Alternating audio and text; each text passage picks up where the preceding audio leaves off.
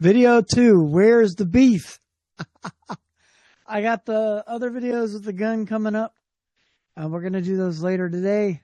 I will, as soon as it warms up a little bit, I'll go out there and cut the wood and get it started, and we can do the next video, which would be video number 6, I think it is. But it's 6, 7, and 8. I'm doing all short videos because it take about 10 minutes long.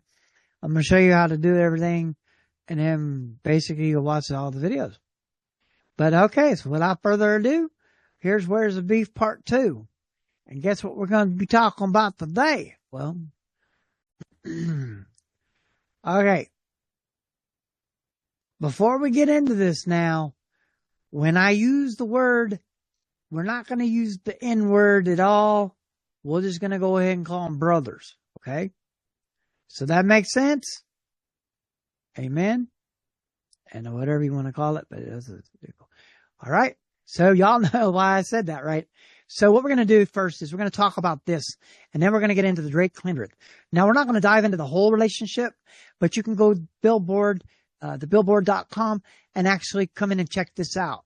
So I'll leave the links below in the comment section so you can go ahead and check it out, and you can read it yourself because we're going to breeze through this. All right. So there's a West Coast warlord, Ice Cube. All right. So while Kendrick Lamar, now we're going to get into this now. We're going to talk about it though. And it mentions it, but anyway, it's kind of funny. It says, while Kendrick Lamar, not like us, Drake diss has swept the rap world by storm. I would say not by storm. They need to rephrase that. Like 2 atom bombs and a test bomb. And permitted other dimensions of pop culture. Ice Cube wants everyone to know that he still ranks supreme in the diss track category. And I'll explain why. Cube took the stage in California Roots Festival in Monterey on Sunday ahead of performing No Vaseline. He let the crowd know that it remains the premier diss track record of the hip-hop culture, and I want you to know it's true. He replayed scenarios of fans telling him Tupac's Hit 'Em Up and Nas Ether and K-Dot's Not Like Us have topped over him. But the West Coast icon doesn't think to measure up, and I'll tell you why after. It's gonna tell you why. He'll tell you why in this whole thing. I think he means perfectly. We don't have to change it because he said exactly why. And I want you to know this is the only reason. I love Nas, but it's not. I love Kendrick Lamar. Now, maybe it's him. I love those songs, but No Vaseline is the best diss track in history on hip hop. He said before explaining his reason, and I will tell you why. One MC myself took on the 4 motherfuckers and the manager. You can't beat that. All of these decades later, the hate has subsided, and Cube has made sure to be relentant. He's got nothing but love for Dre, Eazy-E, along with the rest of NWA. But we did that over 30 years ago, he added. So as it stands today, I ain't got nothing but love for NWA. After leaving NWA in 1989 due to what profusely shed shady business practices by the group manager, Jerry Heller, the group provoked him from the Jazz. Now, y'all know what that shady business practice is by the group manager, right? I will tell you. It was over a contract. He wanted him to sign the contract, but he said, no, I need somebody to read the contract before I sign the contract. And he told him no. So that's what that is all about. He wanted somebody to read the contract before he signed it. Now, he's willing to sign a contract, but he wanted to have somebody read it. So he knew that he wasn't just being stupid. Ice Cube was smart. Okay. I'll get into that in just a second. And leaving NWA. Okay. So the group provoked him with jabs in their 100 Miles and Runner EP and Brothers for Life project, what led to Ice Cube redefining the standard of diss tracks with the ethics of No Vaseline in 1991. Right?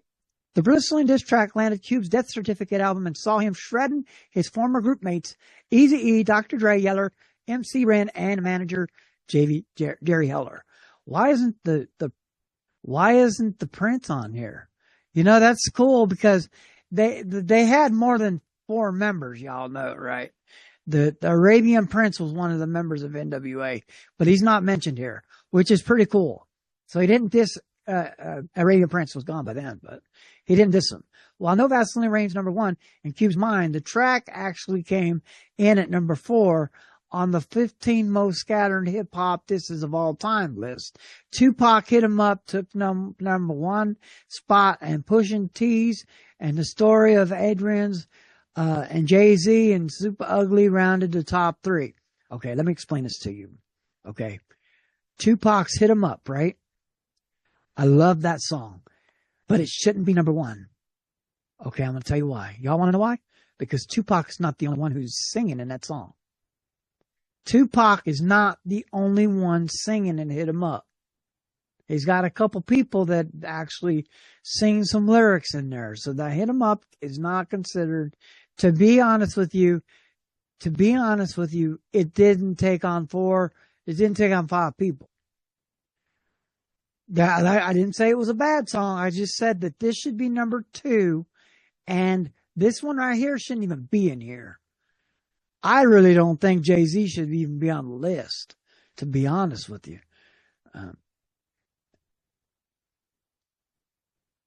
And Pusha T, I got to give it to Pusha T now. He should be number 3, and Jay shouldn't even be on the list. I'm just saying that. Okay, so now we got that. Now, the reason I want to bring this up, y'all know why I'm bringing this up? Not once did Jerry Heller say, I'm going to sue that brother. I'm going to sue him. You didn't hear J.V. Heller yell that, did you? Now, you know why he didn't yell that? Because he told him to go after him. And Easy went after him in the next. Yeah. Still motherfucking G's. He came after him with Still motherfucking G's. Y'all remember that song? He come after him and hit him hard with that one. And then Cube didn't go back after. Y'all know, right? Cube did not go. I don't think Cube went back out. I don't think so. That was it. Cube didn't go back after him because it wasn't meant to go back after. He didn't go back after him looking for blood because it's a diss track. Disses are disses and you miss it. Okay. We're not going to get into the full conversation here on this one. We are going to come back up here to where it takes place because if not, it would take forever. It's about a 20-minute read here. So we're going to go back here. You got to go to May 4th, May 3rd. No, not May 3rd. Check out the swings.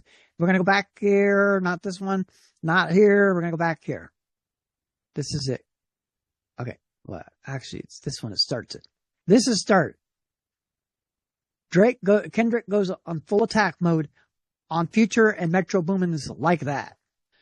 May 22nd of 2024. I love this song, actually. I couldn't believe it.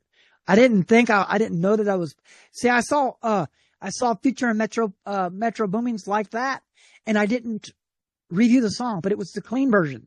But it was just of shots at both Cole and Drake.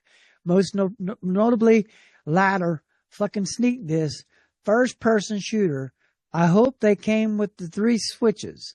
Lamar snarls when speaking on the chart-topping collabs between Evil Ways MCs. He continued demolishing both rappers when he denounced the big 3 of him, J. Cole, and Drake by saying, motherfucker, the big 3 brothers is just big mid. His verses by calling back to Drake for All the Dogs album, rapping for All the Dogs Getting Buried. That's K and all these 9s, and he's got C. All right, so now that's when the beef started, right? So here it goes, right? So here goes old Drake. Drake's used time to stop Sunshine. This is where he didn't make the album. He just hit him. He dissed him during the All Blur. He hit him out. He didn't hit him with a song yet, right? So now we're not going to read all that. So then in April 2024, Drake releases. Okay. So he did the diss track push-ups from streaming services on April 19th. The sick nobody his foot size with the cover art. And his deal with the top as Drake appeared to aim at Rick Ross, The Weeknd, Metro Boomin, Feature, and more on the track. Now, you know what? He can go after Rick Ross all dang day. I don't care. From as far as I remember, Rick Ross and him was hanging out in the summer, and Rick Ross got jumped by a biker. Boomin, Future, they should go after Drake themselves. The Weeknd isn't dissing, but Metro Boomin and Future need to go after him. But we need to keep the Weeknd out of it. The Weeknd ain't a dissers. All right. So here it goes, right? So Drake fires a second diss track on Kendrick Lamar titled Tailor Made Freestyle. Okay. And that was April 24th. So Kendrick thinks had nothing yet. So here we go. Read what it says though. OKI vocals to rap in his voice of Tupac and Snoop Dogg on representing verses by playing the role of Kendrick's influences. Drake expressed disappointment in the PG Lang rapper because he didn't yet respond to push-ups. So he's mad because K didn't respond yet. So that's why he put another diss track out, right? So look at this. All right, here we go. So here's the first shot. This is the second shot by Kendrick. I said it's almost 30 days. There's a couple weeks in between. It start the feud. As he released his comeback track, Euphoria, the 6 minutes distributed was scratching, showcasing the bloodthirst Lamar calling out Drake for using the brother word, questioning his fashion sense. His hip-hop memory known, I'm selfish, brother. The crown is heavy, huh? I prayed that my real friends, if not, I'm YNW Melly. I don't like to pop and shit at Farrell. For him, I'll inherit the beef. Fuck that pushing P. Let me see that push-up T. You better off spinning again on him. You think about pushing me. He's Terry Tehran, and I'm Terrence Crawford. I'm whooping feet. He spewed. Oh, that's some deep words. Okay. And then here we go again. Kendrick shot number 2. A couple days later, May 3rd, Kendrick drops second diss called 616 in LA. Kendrick Euphoria arrived. Kendrick ambushed Drake again with an attempt to go back to back with the second diss song in the battle 616 in LA. An earlier morning in May 3rd, Kendrick unveiled his lyric bomb. This time he fired straight at Drake's camp, claiming the OVO boss had made dissing him dirt on him. Have you ever thought that OVO was working for me? Fake bully. I hate bullies. You must be a terrible person. Everyone inside your team is whispering that they can't deserve it. Can't Tootsie slide out on this one. It's gonna be resurfaced. Lamar Onslaught continued calling out Drake's brethren when he said he's close to one stabbing him in the neck, behind the neck. 100 brothers that you got on salary, and 20 of them want to be a casualty, and one of them actually said is next to you is the one practically tied to the lifestyle. He spews. Oh no. Is that? Yeah, ho. Look at this. Okay, I'm not going to say nothing. I'm not going to say nothing with that. I totally forgot about that. If y'all know, leave in the comment section about that. Because if you from LA, you'll all know all about this and that white Bronco. So put it all together for me with that glove, what the glove and what the white Bronco mean. Cause that's what that is, yo. That is totally that. That is totally that. Y'all know. I don't have to say nothing. If you're from the hood and you remember the 90s, you know the white Bronco and the glove. Leave a comment section. May 3rd of 2024, Drake releases third disc called Family Matters. Cause he's going against the Dizzy, yada, yada. Drake later turns his sights on the ops in the music game while dissing A$AP Rocky, The Weeknd, Metro Boomin, Future, and Rick Ross. And accompanying the music finds Drake's headed to a new Ho King Chinese restaurant Kendrick referenced as Euphoria. Watch it below. But look what happens, yo. May 4th, 2024. Kendrick reprised with the third diss, Meet the Grams. Now we're on number 3. He's popping off hardcore, man. He's popping off hardcore. And then there's that one. There's that one. And then look, Kendrick was like, he wasn't playing. He popped 3 diss tracks in a couple of days. 4 diss tracks in a couple of days. But guess what happened? May the 4th be with on May 4th. Y'all know, may the 4th be with you. Leave a comment below in that section what you know about that one. But this is all, man. He did it today. He said, Lesson from Lamar struck again Drake yet again with this scratching of Not Like Us. On the Mustard Product track, K-Dot claimed Dizzy and his OV-Ho team are pedophiles. And the accompanying artwork for his track shows the aerial view of Sick God's mansion outside of Toronto with red sex offender symbols placed on his home. Say, Drake, I heard you like a young. To any bitch that talk to him, they're in love. Just make sure you hide your little sister from him. Lamar raps over the pun and dump banger before referencing Dizzy's 2021 certified lover boy, certified pedophile. Man, this one clapped. Oh, y'all know, right? I was in Waco when this song clapped and they played that part. I was waiting to hear that part. And guess what? They even said pedophile. They said it on the I'm not kidding you. I'm not kidding you. They said it. But look, there's more. So this is why we got into this. So let's get on to that. So that's what started this whole thing. Not Like Us. And then he made a video. Oh man, he hit the number one. He hit the number. This is why I'm getting at it, because it said number one and the Hot 100. The chart secured Lamar's fourth number with the words the song "Humble" is when it first hit, right? So then Kendrick, yada. And then they can drop Not Like Us video. And then as a super halftime performer in 8. And then it goes on to say that he was talking about there was a video of him actually, but I want to get into this. I want you to read this because this is right here is what we're talking about. So Drake takes subtle jabs at Kendrick on a live stream, right? Look what this fool does. So Drake accuses UMG of using bots to inflate streams for Kendrick's Not Like Us. Really? Really? Do you see this? Y'all see that, right? Y'all see that? Do you see that? There's 9 million views since this dropped.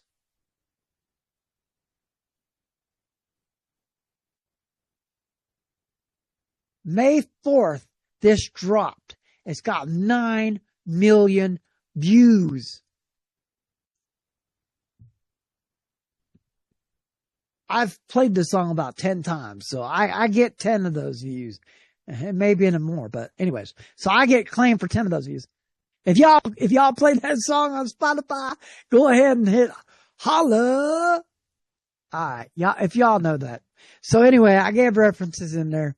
I had to show you that because Heller didn't even sue him. Didn't sue Cube. He just sicked the boys after him. Well, he sicked one boy after him because after that, everything crumbled apart.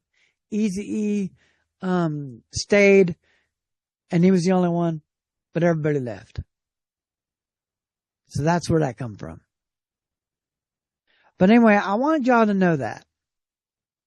I wanted y'all a DJ's side of this whole deal about the clapping. Leave a comment below what you think. And I'm out.